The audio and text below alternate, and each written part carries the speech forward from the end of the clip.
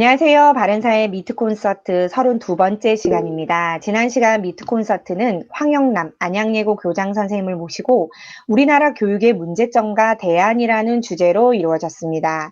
7가지의 교육계 현안을 중심으로 우리나라 교육의 문제점을 지적해보고 그 대안을 모색해보는 시간이었습니다. 문정부의 무분별한 평준화 정책과 한쪽으로 기울어진 교육계의 이념 평양성, 서열화 폐지를 핑계로 교원 평가, 학교 평가 등이 제대로 이루어지지 못하고 있어 수요자인 학생과 학부모들만 피해를 보고 있는 상황 등 많은 문제점들이 지적되었습니다. 자세한 내용은 유튜브 방송 바른사의 TV를 참고하시길 바랍니다. 유튜브 시청 시에는 구독과 좋아요, 알림 설정 꼭 부탁드립니다. 이번 주 바른사의 미트 콘서트는 박인환 변호사님을 모시고 반민주 독재 정권의 사생아, 공수처의 탄생이라는 주제로 진행되겠습니다. 2019년 12월 30일 국회 본회의에서 공수처 설치법이 통과되었습니다. 야당의 강한 반발이 있었지만 야당에게 비토권을 약속한 민주당의 설득으로 이루어진 법안 통과였습니다. 약 1년 후 2020년 12월 9일 국회 본회의에서 민주당은 약속했던 비토권을 무력화시키는 공수처 개정안까지 통과시킵니다. 신의도, 협치도 다 저버린 거대 여당 민주당의 입법 폭주가 자행된 것입니다. 그리고 오늘 30일 문 대통령은 초대 공수처장으로 김진욱 헌법재판소 선임연구관을 지명하면서 많은 우려 속에서도 무소불위의 공수처가 드디어 그 출범을 앞두고 있습니다. 검찰개혁의 일환이라며 청와대와 민주당이 사활을 걸고 일방적으로 그 출범을 밀어붙였던 공수처, 전 서울중앙지검 검사 박인환 변호사님을 모시고 공수처 무엇이 문제인지 자세히 알아보도록 하겠습니다. 박인환 변호사님을 모시겠습니다. 방금 소개받은 박인환 변호사입니다. 지금 장롱면허나 마찬가지입니다. 다름이 아니고 오늘 제목이 조금 센 것 같지 않나요? 반민주 독재 정권의 사생아. 사생아란 건 결국 아시다시피 정식 결혼을 해서 부부 사이에 태어나지 않는 사람을 사생아라고 하죠. 사실 공수처도 그렇습니다. 합법적이고 특히 헌법에 맞추어서 정당하게 박수를 받고 태어나지 못하고 딱 오늘이 만 1년이 되는 날이죠. 작년 12월 30일 날 우리 민의의 전당이라는 국회에서 사상 최초로 패스트 트랙으로 공수처를 통과시키던 오늘입니다. 그 국회를 통과시킬 때 애국 시민들이 너도 나도 자발적으로 국회를 몰려간 기억이 날 겁니다. 썰물 밀리듯이 국회를 점령하러 갔다가 결국은 그 당시 한국당, 새한국당인지 한나라당이 또 극구 만류하는 바람에 국회 본회의까지는 쳐들어가지 못하고 공수처법이 통과되는 것을 지켜본 바로 딱 일주일 되는 날이 바로 오늘이네요. 공교롭게도 그 오늘 초대 공수처장이 드디어 임명됐습니다. 물론 국회 인사청문회가 남아 있습니다만은 형식적으로 또 하나마나 될 거는 뻔한 일이고, 그래서 만 1년이 되는 이 시점에 공수처의 탄생, 이 탄생이란 말을 붙일까라는 것 때문에 굉장히 고민을 했습니다. 그래도 새해를 맞이하면서 저주의 단어를 쓰는 것보다는 그래도 탄생이란 말을 써서 그나마 반민주 독재 정권이란 말을 탄생하고 연결을 시키고 사생아란 말도 탄생하고 좀 무리하게 연결시켜 봤습니다. 이 제목이 제가 고를 수 있는 가장 점잖은 표현의 제목이란 것도 양해해 주시면 좋겠습니다. 아시다시피 공수처는 어제 오늘의 일이 아닙니다. 저는 이 과정을 지켜보면서 역시 좌파 진영이 얼마나 지독한지, 사실 처음에는 15대, 지금 21대 국회죠. 15대 국회, 거의 25년 전에 1996년도부터 그 당시 참여연대를 중심으로 고비처, 그 당시는 고비처라고 했습니다. 고위공직자 비리수사처. 그러다가 고비처라는 이름이 좀 이상하니까 다음에는 공비처라는 이름이 나왔습니다. 공직자 비리, 공비처. 공비처라고 하다가 이 친구들이 스스로 또 뜨끔했죠. 공비가 누군가 하다가 이렇게 해서 이름이 고비처, 공비처, 지금은 공수처로 왔습니다. 정식 명칭은 고위공직자 비리수사처. 한때는 비리공직자 범죄수사처.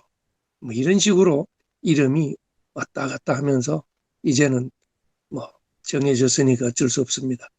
어쨌든 근 30년 전부터 그 당시는 선진국에는 아무 때도 없던 기구란 걸 알고 홍콩에 있는 듣도 보도 못한 우리 국민으로서는 염정공선이 싱가포르에 있던 탐호조사국처럼 사실 홍콩이나 싱가포르 같으면 거의 도시국가 수준이죠. 아주 규모가 작은 국가입니다. 거기서 독립된 부패방지 전담기구로서 논의된 걸 이제 우리나라로 가져오려고 했습니다. 그때 YS 시절이었습니다마는 여야가 대립 끝에 최초의 공수처를 도입하지 않고 대신 특검을 도입했습니다. 그 특검을 도입했을 때 그때 특검이 조폐공사 노조 파업 유도 사건이었 아시다시피 그때 특검이 강원일 검사장이었고 오늘 마침 초대 공수처장으로 임명될 사람 김진욱 변호사가 바로 거기에 수사관으로 들어갔던 사람입니다. 그래서 뉴스 보니까 또 만감이 교차하더구만요.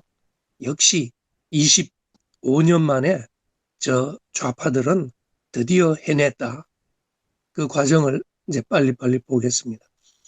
15대가 출발이 그렇고 이제 공수처가 폐기되는 대신에 특검이 처음 도입되고 특검이 시작되고 또 16대도 오니까 가만히 있을 줄 알았더니 지금 21대까지 국회마다 한 번도 안 쉽니다. 계속 좌파들을 내세워서 16대도 또 공수처 법안을 요구를 하다가 16대는 그 대안으로 부패방지법이 제정되면서 홍콩의 염정공소와 같은 부패방지위원회를 신설해서 출범을 합니다. 그러다가 2005년에 와서는 부패방지위원회가 국가청렴위원회로 명칭이 변경돼서 공직자 비리, 수사, 조사, 예방을 담당하도록 했습니다. 그런데 국가청렴위원회는 결국 2008년도 이명박 정부에 들어와서는 국민권익위원회로 다시 통합되게 됩니다. 그러다가 17대 국회에 와서도 이렇게 해서 국민권익위원회에서 부패 방지 업무를 다 하고 있음에도 불구하고 또 국회가 개원이 되니까 공직부패수사처 법안을 발기 후에 또 우여곡절 끝에 또 폐기됩니다. 18대 넘어와서도 또 3건이 발의됐다가 또 폐기되고 20대 와서도 또 하고 그러다가 마지막에 우리가 알다시피 2014년도 박근혜 정부에 들어와서는 도저히 저 좌파들이 집요한 공약에 더 이상 물러날 수가 없어서 상설특검제를 그전에 일반 특검제에서 상설특검제를 제도화하고 또 특별검사뿐만 아니라 특별감찰관 제도를 청와대 안에 두게 되는 데까지 이르게 됩니다. 그렇게 해서 이제 공수처가 이제 조용해지나 싶었는데 아니나 다를까 20대 국회에 들어와서 또 더불어민주당하고 또 좌파들은 또 힘을 합쳐서 공수처 법안을 발의하기 시작을 했습니다. 그러다가 작년 12월 30일 날 패스트 트랙을 통해서 그 당시 4+1이라고 해서 제가 여기 참여했던 당 이름을 다 적었지만은 이게 전부 그 당이죠.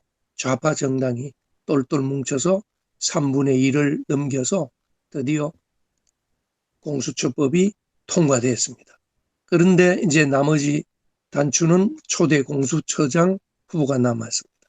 그런데 아시다시피 공수처장 후보 추천이 난항을 거듭하다가 21대 국회의원 선거가 있었습니다. 그 국회의원 선거에서 여당이 민주당을 중심으로 180석이라는 절대 다수 의석을 얻게 되었습니다.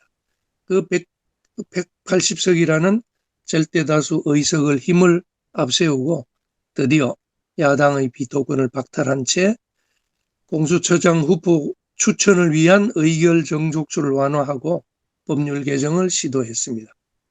그래서 드디어 공수처장 추천에는 종전에는 7명 중에 6명 찬성으로 의결되도록 했던 것을 5명 찬성으로 비토권을 무력화하는 의결 기준을 낮추었습니다. 그래서 드디어 법률 개정에 따라서 오늘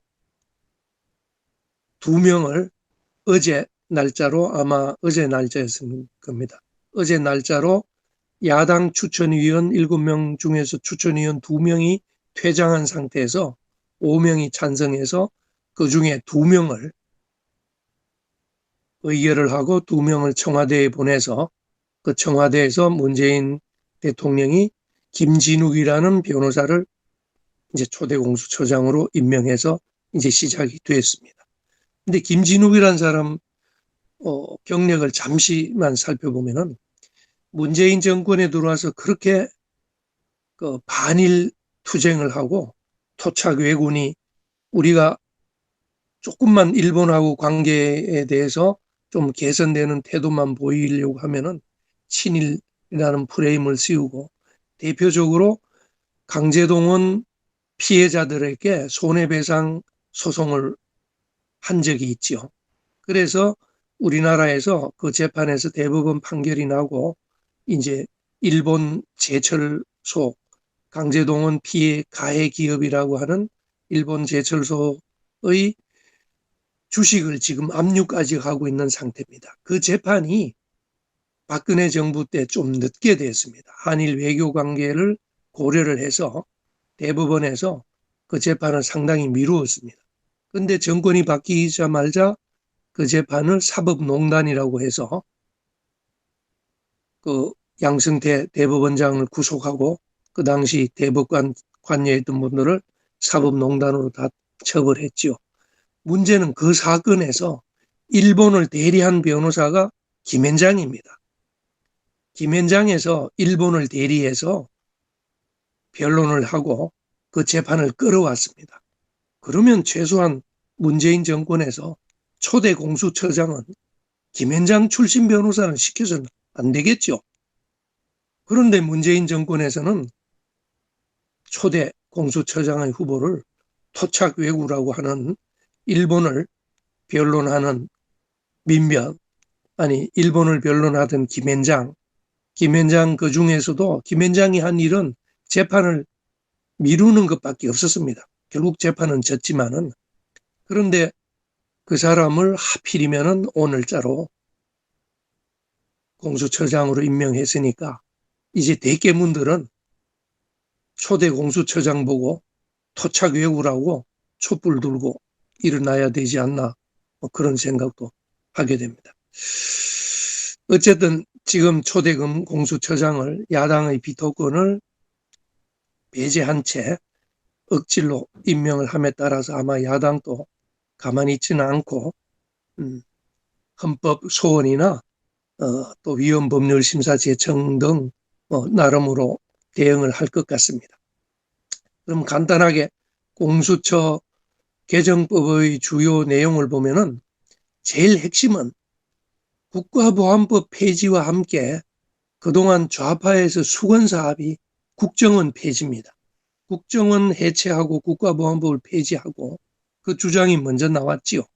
그러다가 참여연대를 중심으로 전통적 검찰, 사법부, 준사법기관인 검찰의 힘을 빼기 위한 작전을 근 30년부터 시작되어 왔습니다. 이게 왜 중요하냐면은 공산국가, 사회주의 국가는 아시다시피 사법부 힘이 거의 있으나 마나입니다. 왜냐하면 사법부나 입법부가 공산당 밑에 있기 때문에. 우리가 중국이나 러시아에 검찰이나 법원이 무슨 일 하는지 모르고 있었죠. 또 있는지도 모르고. 지금 당장 북한만 해도 그렇죠. 명목상은 북한에도 법원이 있고 검찰이 있지만은 있으나 마나죠. 그래서 좌파 사회주의 세력들은 첫째, 검찰이나 사법부의 힘을 빼기 위한 것이 수건사업입니다. 그래서 내세우는 말이 그때부터 선출된 권력과 선출되지 않은 권력이라는 용어 프레임을 써서 지금도 그런 용어를 계속 쓰지요. 선출되지 않은 법원, 검찰이 선출된 권력인 대통령을 수사하고 국회의원을 수사하면 안 된다. 이런 논리를 쓰지요. 어쨌든 종전까지 특히 좌파 정권의 마지막이었다고 할 수 있는 노무현 정부 때까지는 공수처 입법에 보면은 독자적인 조사권 내지 수사권만 줄까 말까 하는 게 쟁점이었는데 저는 이것도 살라미 전술 같아요. 우리 우파 정권에서 아까 말씀드린 대로 특검제, 특별감찰관, 상설특검 이런 식으로 하나하나 양보를 하고 부패방지위원회 하나하나 양보를 하면은 좌파에서는 오케이 됐다고 할 줄 알았는데 바로 살라미 전술이죠. 그거는 그거대로 다 받고 드디어 정권이 바뀌고 문재인 정권에 와서는 이제는 수사권뿐만 아니라 기소권까지 주는 공수처를 만들자 이렇게 됐습니다. 사실 이 정도 돼버리면은요 종전에 했던 특별검사 제도나 특별감찰관 제도 박근혜 대통령 시절에 특별감찰관이 조홍천인가 뭐 그런 사람들이 있었죠. 그래서 박근혜하고 대립된 적이 있었죠. 그런데 문재인 정권에 와서는 특별감찰관 임명도 안 하고 공석으로 비워두고 있죠. 직무유기죠. 법률만 만들어 놓고. 그런데 공수처법은 법률 만들어 놓고 공수처장을 임명하지 않으면은 직무유기라고 압박을 넣었는데 우리가 특별감찰관법이 있음에도 불구하고 현재는 특별감찰관조차도 임명하지 않고 있습니다. 어쨌든 지금 공수처는 검찰보다도 더한 검찰이 지금 검찰개혁이라고 하면서 최근 뉴스 보니까 민주당을 중심으로 좌파 정권이죠. 민주당을 중심으로는 수사권과 기소권을 분리해서 검찰은 기소권만 주고 수사권은 경찰에 다 넘기겠다고까지 지금 나오고 있는 판이죠. 그게 검찰개혁이라고 하는 좌파들이 어떻게 공수처에는 수사권 플러스 기소권까지 주고 무혐의 종결권까지 주는 그것도 사법부가 아닌 대통령 직속의 최고 준사법기관으로 만들었습니다.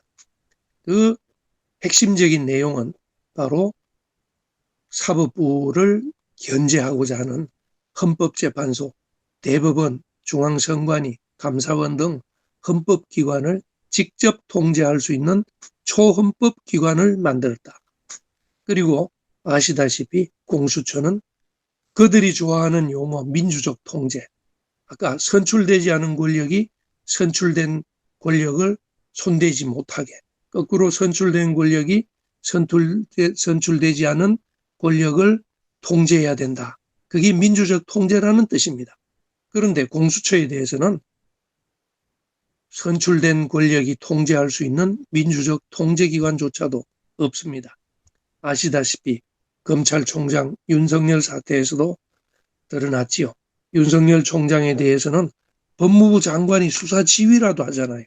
그런데 공수처장에 대해서는 법무부 장관이 전혀 노타치입니다. 이런 괴물 같은 조직을 만드는데 제가 괴물이라고 했습니다. 어떤 독재 정권이든지 자칭 혁명으로 시작되는 정권들은 헌법에도 없는 특수한 괴물 같은 조직과 기구를 만드는 것이 전통으로 되어 있습니다.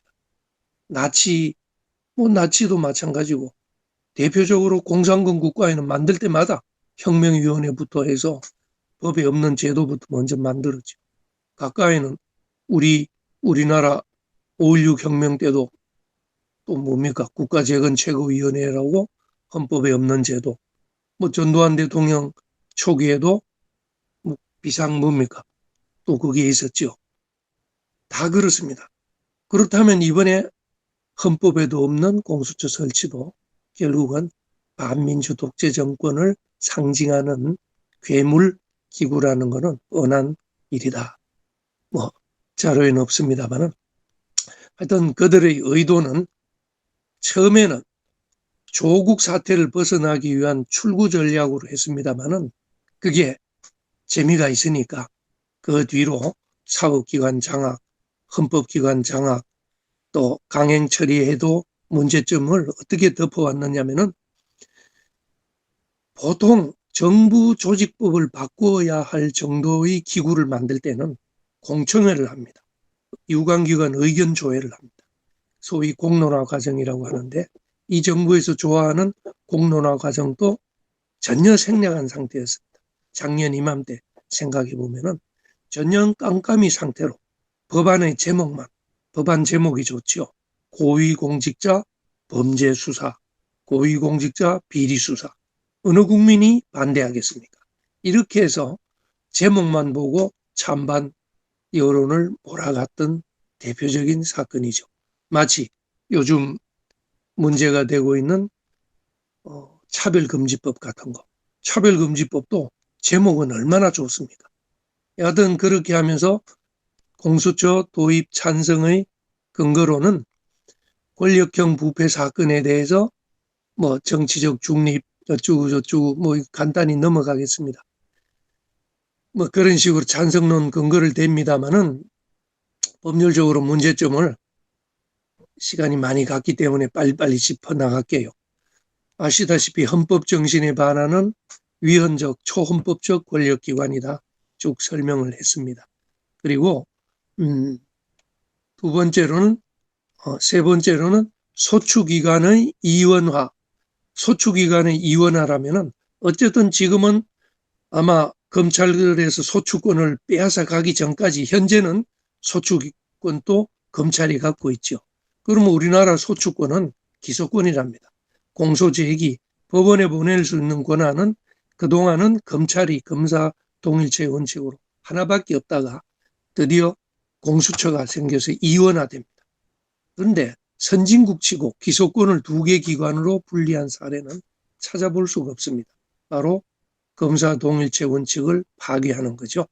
그리고 아까 말씀드린 검찰 제도가 발달하지 않은 그 중공계통의 홍콩 같은 나라, 또 영국은 전통적으로 4인 소추제가 있기 때문에 검찰 제도는 최근에 와서 검찰 제도가 발달했습니다.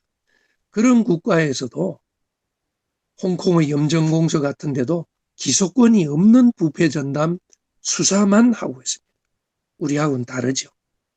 그런 걸 지적할 수 있고 또 법률상 권력기관의 총량을 증가시킨다. 이것도 국민의 입장에서는 보통 일이 아닙니다.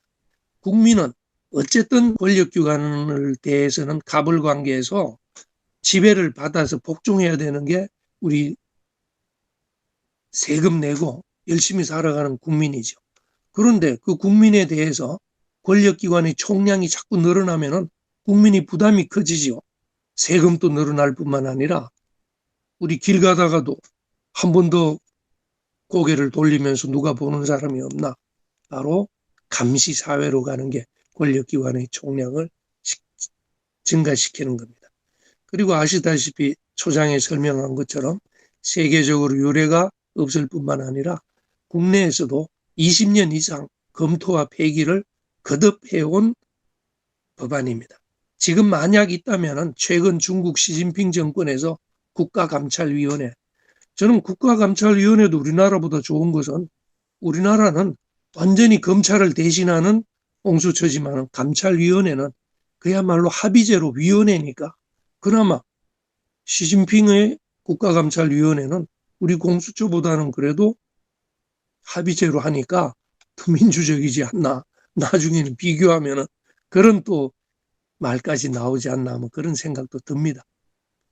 법률적인 문제 이제 여섯 번째 말씀드리면은 결국 공수처가 만들어지면은 상시 사찰 기구화가 되든가 나치 그 기구 탄압 기구처럼 또는 무능한 수사기관이 되거나 정반대죠. 둘 중에 하나가 될 수밖에 없습니다. 왜냐? 고위공직자로 한정되어 있기 때문에 고위공직자가 바짝 정신 차리고 나쁜 짓 안 하면은 사건이 하나도 없지요. 그러면은 공수처의 존재 이유가 없잖아요. 그럼 공수처에서는 문을 닫을 수가 없으니까 사찰을 할 수밖에 없죠. 이제 정보원을 고위공직자, 야당 국회의원, 마음에 안 드는 판검사 옆에 정보원을 하나씩 붙여가지고 24시간 따라다니면서 범죄를 찾아내는 꼬투리를 삼거나, 그렇지 않고 또 불법 수사를 하지 않는다고 치면은 무능한 수사기관이라고 이제 국회에서 국민들로부터 욕을 먹겠죠. 왜 올해는 고위공직자 범죄가 하나도 없느냐, 하나도 못 잡았느냐. 결국 그렇게 될 수밖에 없다는 거. 그 다음에 검찰 등 기존 수사기관의 수사 기능을 배제를 하고 전속적으로 우선적으로 공수처가 수사 기능을 다 가져가겠다. 고위공직자에 대해서는. 그것도 문제죠. 사실 직권남용, 공직자의 직권남용, 직무유기 같은 사건을 전부 가져가겠다고 하면은 지금 조국 사태나 우리 법무부 장관 추미애, 이젠 끝났나요? 추미애 장관 같은 경우 전부 직무유기나 직권남용의 경계선상에서 왔다 갔다 하지요. 뭐 다른 장관들도 마찬가지입니다만은 그 사람에 대한 수사권을 공수처가 독자적으로 수사권을 우선적으로 가지게 된다면은 얼마나 칼자루를 쥐고 이리 갈까 저리 갈까 부채도사처럼 상대방을 괴롭히게 좋겠습니까? 그 다음에 언론도 안심은 못하지요. 직무상 비밀 누설죄까지 공수처에서 가져갑니다. 공무상 비밀 누설죄. 공무상 비밀 누설은 수사 정보 또는 재판 정보가 공무상 비밀 중에 대표적이죠. 대표적으로 이번에 지난번 박원순 서울시장이 자살했을 때 미투 성폭력 사건 고소를 한다고 하는 그 소리 듣고 내가 감당할 수 없는 파도라고 해서 죽었다고 우리가 알고 있죠. 그런데 그 고소장을 냈다는 그 첩보, 그걸 누가 압니까? 수사기관이 알 수밖에 없죠. 그러면 그 수사기관은 알리는 데는 언론하고 언론에서 폭로되는 수밖에 없죠. 그럼 결국 공수처는 공무상 비밀 누설과 연결해서 공범으로 언론까지 장악하게 됩니다. 그 다음에 언론뿐만 아니라 공수처법에 보면은 기본적으로 현직 공무원만 아니고 전체 전직 공무원까지 포함되니까 저도 전직 공무원이고 전직 검사고 전직 고위공직자를 했으니까 저도 공수처의 수사 대상이 됩니다. 이제부터 이 방송 이후로부터는 저도 이제 말조심해야 될 것 같네요. 자, 해외 부패 전담 수사기관 사례는 아시다시피 여기 표시해 놓은 거 보면은 수사권만 있고 인도네시아, 홍콩, 대만, 싱가포르 전부 수사권만 있고 기소권은 없습니다. 다시 말해서 우리 국세청도 탈세에 대해서 조사권은 있지요. 그런 식입니다. 식품위생법 위반에 대해서는 보건당국에서 수사할 수가 있죠. 특별사법경찰관. 그런 식으로 홍콩이나 대만, 싱가포르, 사실 우리가 여기 배울 나라가 여기 어디 있습니까? 여기서 한다고 하는 것조차도 그런데 우리는 거기보다도 훨씬 더 하다. 조금만 더 하게요. 효과적 대안모색. 이런 것은 차라리 부패방지위원회 제도와 특별감찰관 제도, 현재 있는 상설특검 제도를 적극적으로 활용을 하면은 고위공직자 부패에 대해서는 사실은 선진국에 없는 것을 우리가 굳이 할 필요가 없다. 또 검찰 이외에 이런 제도가 있기 때문에, 근데 문재인 정권에서는 있는 제도도 하지 않고 있다. 그런데 이번에 특이한 것은 상설특검 제도 법을 만들어 놓고 한 번도 활용 안 하다가 저는 뉴스를 보고 또 기가 찬 게 세월호 사건에 대해서 도대체 특조위를 만들어서 제가 알기로는 한 서너 번 국가 예산을 써가면서 막대한 저는 수백억, 수천억을 쓴 것 같습니다. 세월호 무엇을 다시 밝힐 게 남았는지 이번에 국회에서 통과된 법안을 보니까 국민들이 잘 모르는데 세월호 특조위 활동은 계속 연장을 하고 플러스 세월호에 대해서 특검을 하겠다는 결의안이 또 국회를 통과됐습니다. 아마 세월호에 대해서 특검이 내년에는 또 임명이 될 것 같습니다. 이 특검하고 또 공수처는 그 관계는 또 어떻게 됩니까? 정말 말도 안 되는 제도를 사회주의 국가처럼 할 수 있습니다. 제가 대안이기 때문에 우리도 하려면은 종전처럼 그럼 위에 제도를 다 없애든지 없애지 않고 있다면은 홍콩의 염전공사처럼 부패방지청을 만들자. 그 부패방지청은 우리가 갖고 있는 국민권익위원회의 기능에서 부패방지위원회 기능을 떼어내서 방지 기능을 분리해내서 부패행위, 공익침해행위, 부정청탁, 이해충돌, 공직자 재산 등록, 심사, 재산 공개 이런 업무를 포괄적으로 부패방지청에서 전체 공직자를 대상으로 하자. 고의만 하지 말고 저는 뭐 그런 제안도 하나 해봅니다. 그 다음에 그것도 안 되면은 공수처 설치 법안을 받아들인다면은 공수처장 임명 방식을 민주적으로 개선하자. 그런 역사가 있습니다. 예를 들어서 공수처장 후보자를 2명을 제1야당에서 추천하고 대통령은 그 중에 1명을 지명하는 거. 그렇게 특검 후보자를 제1야당의 추천으로 한 사례가 박근혜 정부 당시 내곡동 사저 의혹 특검 때 야당에서 그 당시 민주당에서 특검 2명을 추천했습니다. 아시다시피 최순실 국정농단 사태, 박영수 특검 2016년 그때도 박근혜 대통령이 멍청하다 할 수 있죠. 야당에서 특검 후보 2명을 추천했습니다.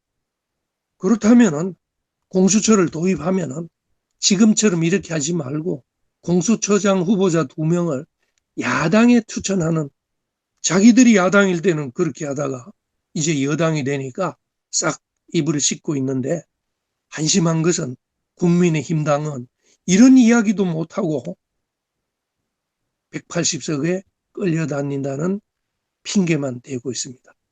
하다 보니까 저도 모르게 시간을 많이 까먹고 처음이라서 그렇습니다. 다음에 할 때는 잘해볼게요. 1996년부터 참여연대를 중심으로 발의하기 시작하여 공수처법, 그러니까 21대 국회에서 개정안까지 통과되며 출범하게 된 공수처의 과정에 대해서 쭉 설명해 주셨고요. 그 개정 법안에 대한 주요 내용도 살펴봐 주셨습니다. 그리고 초헌법적 기관인 공수처 도입의 문제점을 법률적인 시각에서 구체적으로 살펴봐 주셨고 또 대안 모색도 해 주셨습니다.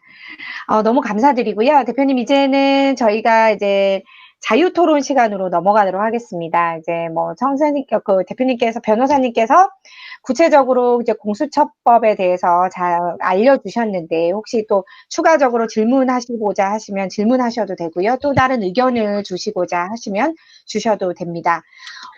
네, 네. 일단 양진석 선생님께서 제일 먼저 발언권 요청하셨는데요. 그러면 질문은 죄송하지만 시간 관계상 좀 짧게 부탁드리겠습니다. 네, 말씀 주세요. 예, 오래간만에 경제 경영학이 아니라 법률 이야기를 해서 법률 이야기라서 정치학을 전공한 저로서는 그나마 공수처의 기소권과 수사권이 다 있는 것은 물론 위헌적인 요소가 있는데요. 그러면 미국의 경우에는 연방 검찰과 경찰 간에 제가 알기로는 기소권과 수사권이 분리되어 있는 걸로 알고 있는데요. 그렇죠. 미국의 상황은 어떤지 그것을 조금 좀 소개해 주셨으면 하고요.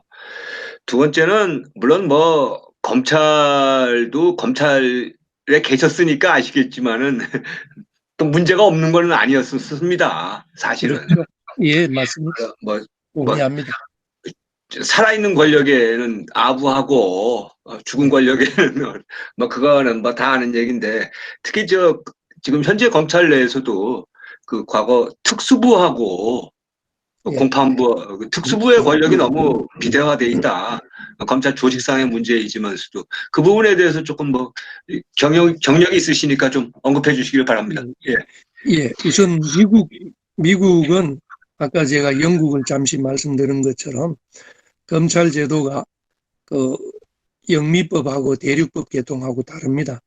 저희들은 대륙법 개통이라고 이제 말해서 독일하고 프랑스 계통을 이어받아서 수사권, 독립 수사권, 또 기소권, 거기다 경찰 지휘권까지 가지고 영미 계통에서는 사실은 영국만 하더라도 검찰 제도가 그렇게 최근에 이제 도입되기 시작하고 미국도 검찰은 기소만 하다 보니까 사실은 큰 사건을 할 수가 없는 한계에 부딪혀서 미국에서 최초로 아까 말씀드린 대로 우리 공수처처럼 하지 않고 특별검사를 미국에서 도입을 했지요.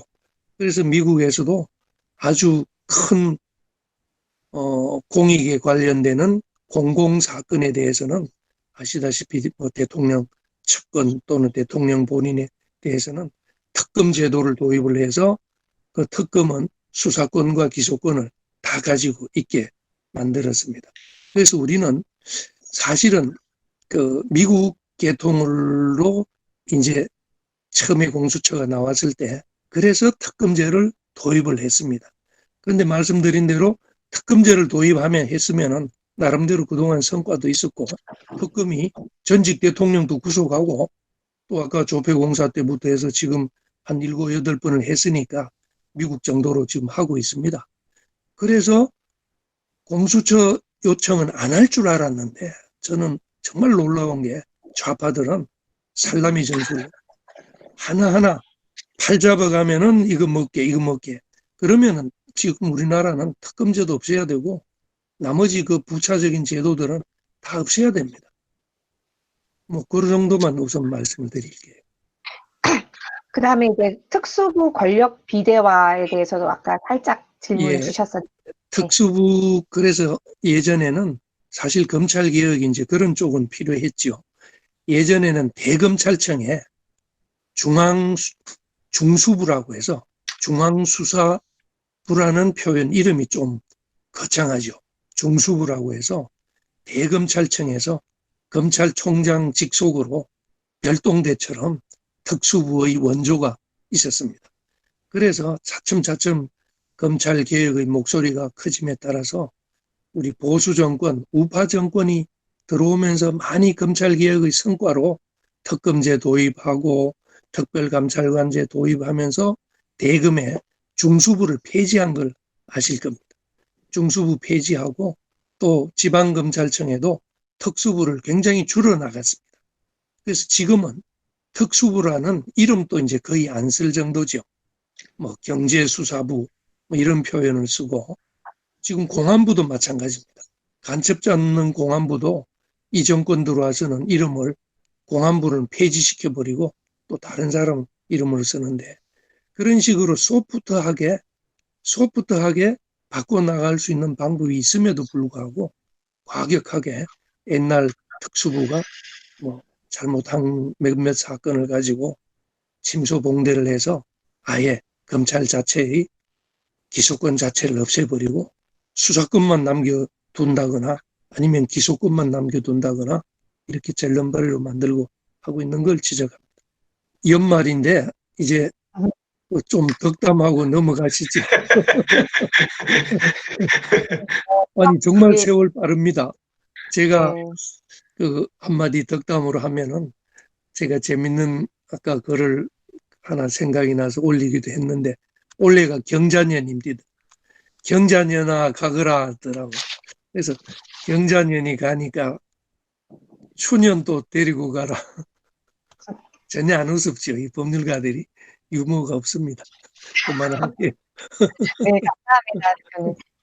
워낙 구체적으로 잘 설명을 해 주셔가지고 이해를 아마 많이 하셔서 그러신 것 같고요. 예, 혹시 신동춘 선생님 지금 혹시 질문, 네, 예, 말씀하세요? 질문은 아니고요. 예, 뭐 연말이라 덕담 수준으로 마무리하자는 그 박 변호사님 말씀을 존중해서 지금 야당이 있지만 지난 총선에서 뭐 패배를 했는지 부정선거인지 잘 모르겠는데 거대 여당이 돼서 뭐 야당은 전혀 힘을 쓸 수가 없는 상황이고 끌려갈 수밖에 없는데 이게 지금 제가 생각하기엔 정치 권력이 헌법을 완전히 무력화시키고 유린하고 있는 그런 상태라고 생각이 됩니다. 그래서 전 국민적으로 뭐 시민단체가 누가 주동이 되든지 유언투쟁으로 나설 수밖에 없는 상황이 아닌가. 지금 뭐 제도 권력이라는 건 전부 거대 여당이 장악하고 있어서 도무지 힘을 쓸 수가 없고 그래서 거대 여당 앞에서 뭐 유언투쟁이라도 해야 조금씩 좀 물꼬가 좀 흐름이 좀 바뀌지 않을까 아마 그런 생각이 듭니다. 예. 예. 사실 그래서 저는 최근에 사법부 동향을 보니까 아시다시피 그 조국의 처 정경심 교수가 징역 4년이 나고 실형이 나면서 법정 구속하고 바로 그 몇 달 전에 김경수는 실형이 나서도 법정 구속을 안 했지요. 그걸 보니까 사법부도 바뀌는 것 같아요. 그 며칠 뒤에 윤석열 총장 그 직무정지가 2번이나 풀렸지요. 가처분 형식으로. 그리고 드디어 오늘이죠. 정광훈 목사님이 무죄로 석방이 됐습니다. 저는 이제 큰 흐름의 기운이 연말을 맞이해서 저는 덕담 대신에 한국당, 한나라당, 뭡니까? 국민의힘당 이 비실비실 거려도 우리가 믿을 수 있는 것은 국민이 아닌가? 저기다가 국민의 이름을 갖다 써서 말하기도 힘들어지는데 역시 국민의힘밖에 없는 것 같습니다. 정치인 아닌 진짜 국민의힘. 그 국민이 사법부도 바꾸고 저는 궁극적으로는 우리 정치인들도 바꿀 거로 믿습니다. 예, 저는 경영학자라서 법학에 대해서는 구체적으로 잘 모르는데요. 이런 우리 변호사님이 발표하는 그런 내용이라면 이런 것을 헌법 소원에 거기서 해결을 우리가 국민들이 그 헌법 소원을 해가가지고 이 문제를 검토를 해가지고 하면 어떨까 그런 생각이 드는데 변호사님은 어떻게 생각하시는지요? 예, 아주 잘 지적하셨습니다. 안 그래도 저희 그 제야 법조계 특히 그 우파 변호사들의 단체라고 하는 한변이라고 있습니다. 거기서 최근에 이 법이 통과되면은 바로 헌법 소원을 내기로 하고 지금 헌법 소원 그러니까 위헌이다. 공수처법 자체가 헌법에 규정이 없이 마치 나치스 시대 독일처럼 독일의 나치는 수권법에 따라서 입법부조차도 무시하고 히틀러가 법을 마음대로 만들었죠. 옛날 우리 국보위처럼. 지금 문재인 정부가 바로 공수처도 그런 식으로 만들고 있다고 해서 헌법재판에 넘기고 있습니다. 저는 이렇게 법 쪽에도 분위기가 변하고 있기 때문에 비록 김명수뿐만 아니라 헌법재판소장도 그렇고 대부분의 법관 고위직이 문재인 정권에 들어와서 임명됐지만은 이 친구들도 거대한 흐름을 무시하지 못하고 저희들이 다행히 위헌 소송을 제기했기 때문에 좀 기다리면은 좋은 소식이 올 것 같습니다. 한번 기다려 보시죠. 더불어서요.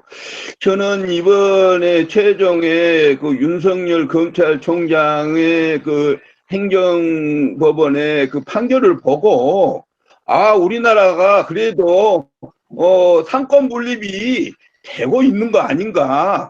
저는 법에 대한 전문가는 아니지만 이게 그 법의 취지에 맞춰서 그래도 그 문재인 정부 좌파 정권이라고 그러지만 그런 그 법원에 있는 그 판사들이 올바른 사고를 가지고 있어서 다행히 상권 분립이 그 올바른 사고를 가지고 있는 형사들이 이런 예. 것들을 한다고 그러면 이런 것들이 그 헌법소원위에서도 이게 지금 박 변호사님께서 발표하신 각 나라의 원룸 제도를 예. 법에 위반하는 이런 것들을 만들어 가지고 그런 잘못된 것들을 헌법소원위원회에서 그걸 거부할 수 있는 그런 국민적인 운동이 됐으면 좋겠다고 생각하고, 그래도 이번에 윤석열 그 총장의 그 결과를 보고 사법부가 그래도 제 역할을 하고 있다고 생각하는데 우리 변호사님은 어떻게 생각하시는지요? 예, 아까 말씀드린 대로 이제 전체적인 분위기가 비록 대법원장이나 헌법재판소장이 그 문재인 정권에서 임명받았다고 하더라도 결국 국민의힘을 무시할 수가 없어서 우리 국민들이 제대로 정신 차리고 제대로 하면은 저는 사법부도 제대로 판결을 할 수 있을 거라고 봅니다.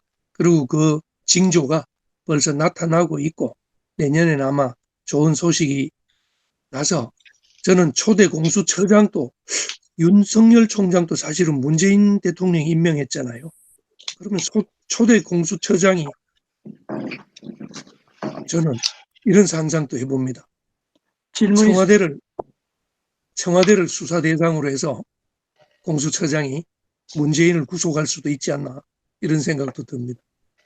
지금 박인환 그 대표님 겸 변호사님께서 말씀하신 것처럼 공수처장이 어찌 보면 이제 무소불위의 권한을 갖고 대통령이 뭐 예를 들어 지시하는 대로 할 수 있는 확률도 높은 것 같아요. 그런데 또 한편으로는 아까 윤석열 그 검찰총장 같은 경우에는 대통령 임명했는데 지금 이제 대통령하고 대립각을 세우고 있는 거 보면 공수처장이 만약에 이제 그 기소권 행사하게 되면 어찌 보면 이게 그 오히려 우리가 뭐라고 그러죠?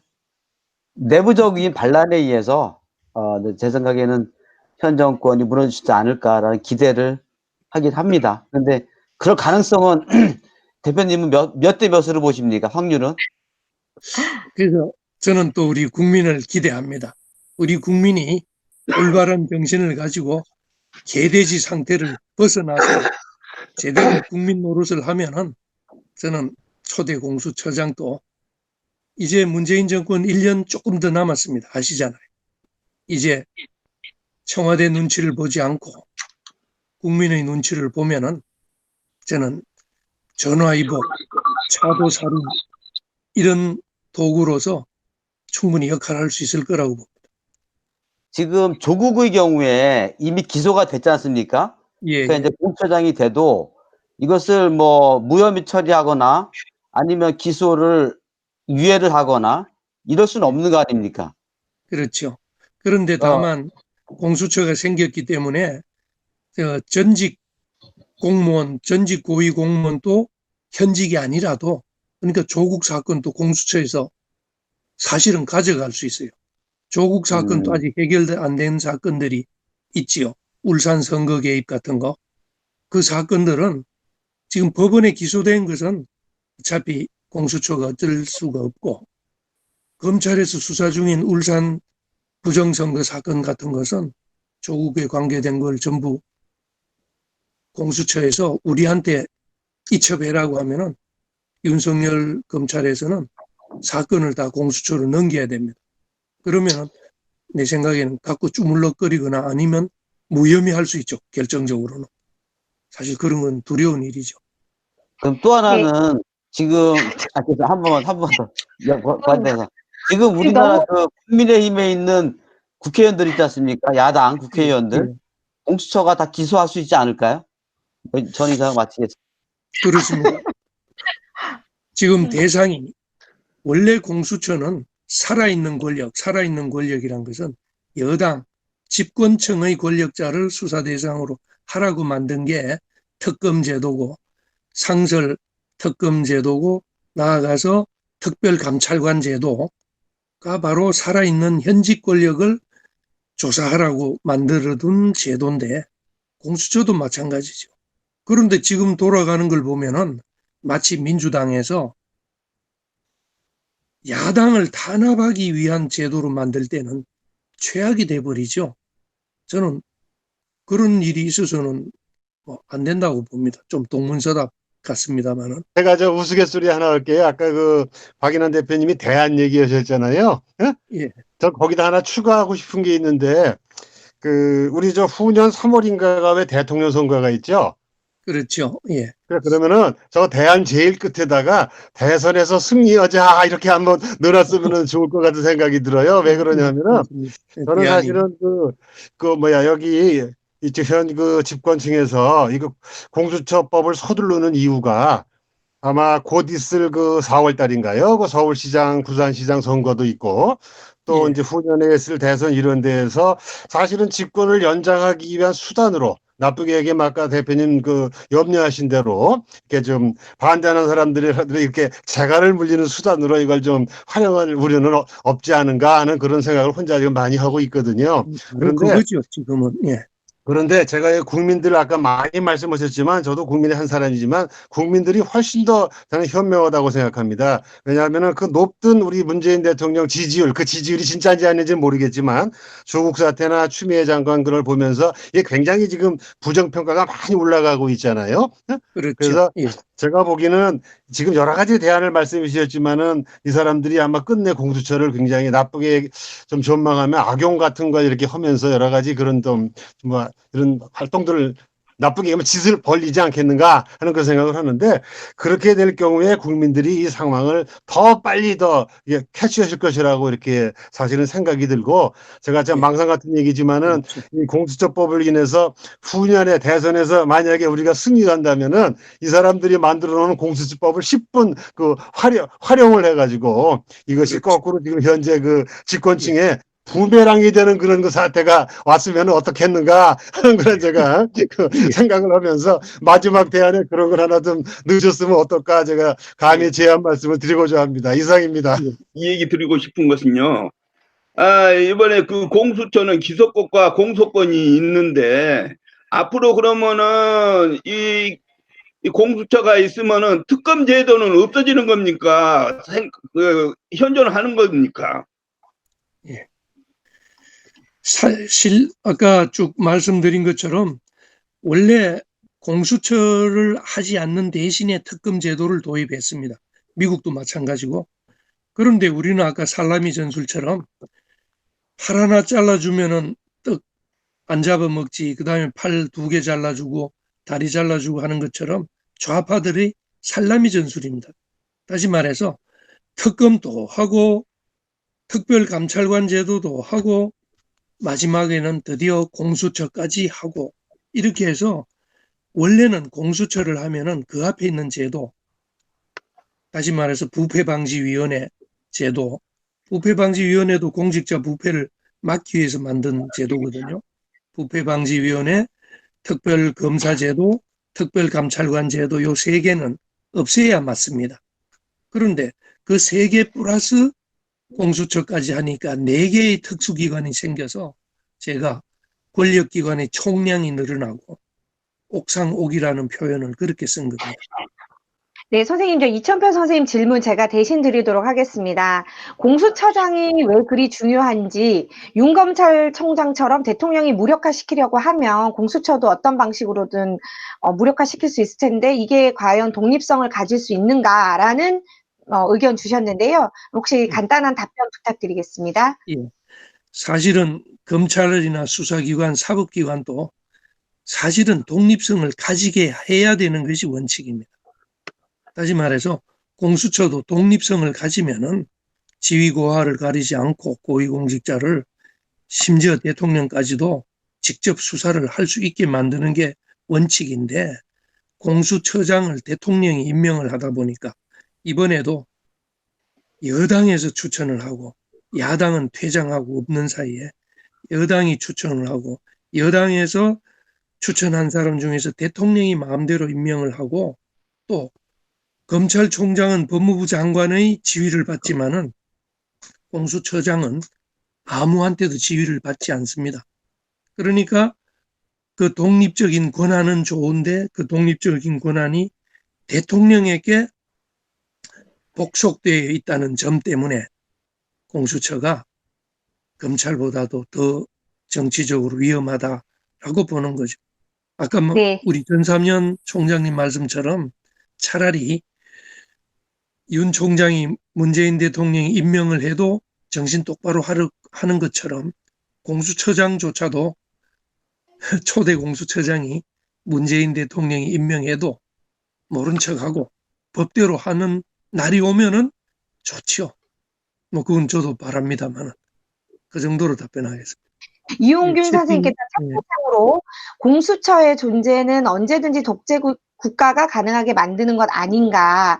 그렇다면 헌법소원 등으로 공수처 폐지가 옳은 방향 아닌가라는 의견을 주셨고요. 그거 아마 헌법소원 관련해서는 계속 말씀을 하셨는데 박 대표님께서 그거와 관련해서 간단하게 답변 부탁드리고 마치도록 하겠습니다. 예. 사실 공수처가 왜 위헌적인 제도냐고 하면은 검찰이나 검찰총장은 우리 헌법에 있습니다. 왜냐하면 영장 청구는 검사가 하게끔 되어 있고 검찰총장을 임명할 때는 국무회의의 심의를 거쳐야 된다고 하고 검찰총장이 탄핵의 대상으로 되어 있습니다. 판검사처럼. 그런데 공수처는 우리 헌법을 만드는 우리 선배들이 공수처에 대해서는 아예 상상조차도 안 한 겁니다. 그래서 공수처의 공짜도 우리 헌법에는 없기 때문에 헌법에 없는 사법기관, 준사법기관, 검찰보다도 더 파워풀한 기관을 만드는 것은 헌법을 개정한 다음에 만들어라. 그렇지 않다면 위헌이다. 이런 논리가 되겠습니다. 답변이 됐는지는 모르겠습니다. 그래서 네, 너무 위헌 소송을 하면은 이길 가능성이 있다. 이렇게 보는 거죠. 네, 대표님, 변호사님 너무 감사드리고요. 예, 오늘 이렇게 발제를 맡아주셔서 공수처에 대해서 이렇게 시원하게 저희한테 알려주셔서 너무 많이 배운 것 같습니다. 정말 감사드립니다. 오늘 강연은 여기서 마치도록 하고요. 다음 주에 대해서 좀 안내 말씀을 좀 드리겠습니다.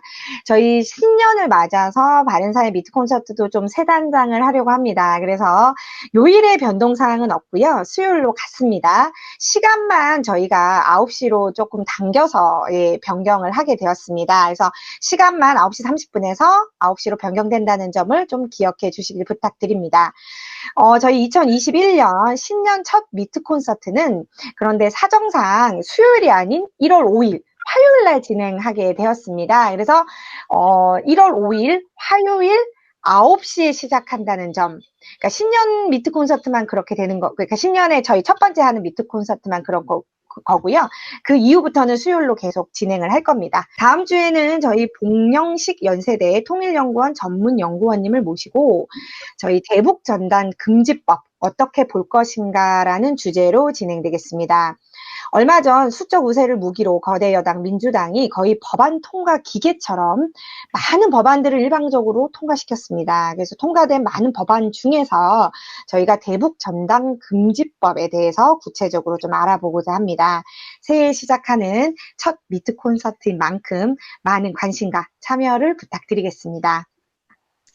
고맙습니다. 2020년 대한민국이 참 많은 어려움이 있었는데요. 저 어려운 환경에서는 마음을 나눌 수 있는 동지들과 함께 하는 것이 가장 큰 힘이 될 것 같습니다. 그런데 그것도 코로나19로 인해서 쉽게 허락되지 못했습니다. 그래서 이런 상황에서 바른사회 시민회의는 미트 콘서트에서 선생님들과 함께 하면서 정말 같은 생각과 고민을 나누고 또 저희 우리나라의 미래에 대해서 준비할 수 있어서 정말 좋았습니다. 그래서 항상 감사드리고요. 새해에도 든든한 후원자로 함께 해주시길 진심으로 부탁드립니다. 신축년 새해 복 많이 받으시고요. 2021년 더 나은 대한민국을 위해서 바른사회는 또 열심히 또 부지런히 뛸 것을 약속드립니다. 정말 감사드리고요. 새해에도 저희 바른사회 미트 콘서트와 함께 하실 거라 믿고 저희는 또 열심히 준비하도록 하겠습니다. 오늘도 함께 해주셔서 너무 감사드리고요. 다음 주 새해에도 함께 하시길 기대해 봅니다. 새해 복 많이 받으십시오. 인사드립니다. 새해 복 많이 받으십시오. 새해 복 많이 받으십시오. 네, 새해 복 많이 받으세요. 네. 수고하셨습니다.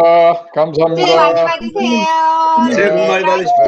새해 복 많이 받으세요. 수고하셨습니다. 새해 복 많이 받으세요. 선배님도 복 많이 받으세요. 아, 이